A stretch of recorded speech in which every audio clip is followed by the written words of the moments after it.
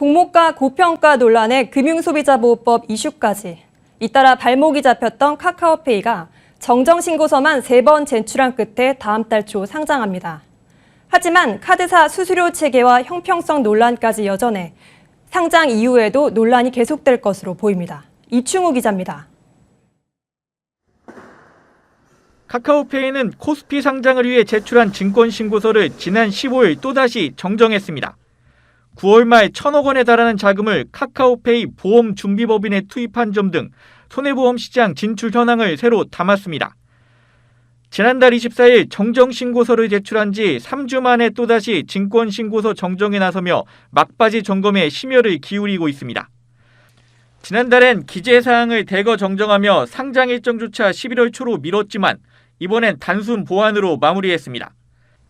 당시엔 금융소비자보호법 시행에 따라 잠정 중단된 사업 현황을 신고서에 반영하지 않았다는 점이 발목을 잡았습니다.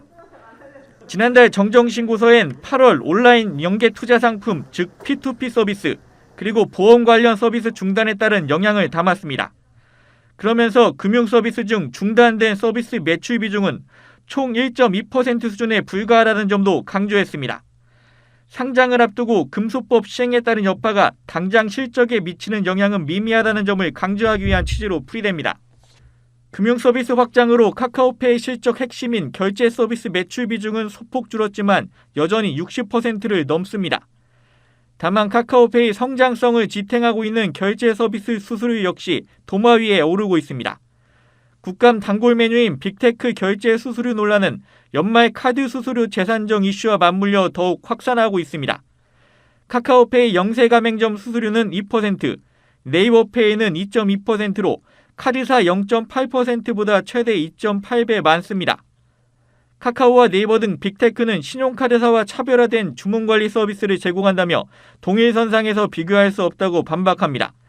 하지만 카드사는 애초 수수료를 자율 책정하는 빅테크와 공정 경쟁이 불가하다고 목소리를 내고 있습니다.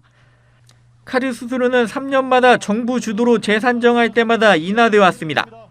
결제 사업 적자에 따른 수익성 악화를 대출 사업으로 해소하고 있습니다. 급변하는 디지털 결제 서비스 환경에 대응하는 데 빅테크보다 출발선이 뒤처질 수밖에 없다는 겁니다.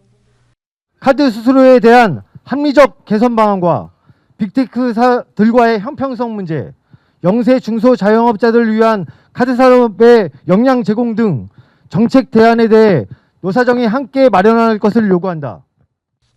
금융당국이 이번 국정감사를 거치며 동일산업 동일규제 원칙 이행 방침을 재차 확인한 만큼 결제 수수료 이슈는 공모가뿐만 아니라 상장 후 주가 흐름에도 주요 변수가 될 수 있다는 관측이 나옵니다. 머니투데이 방송 이충우입니다.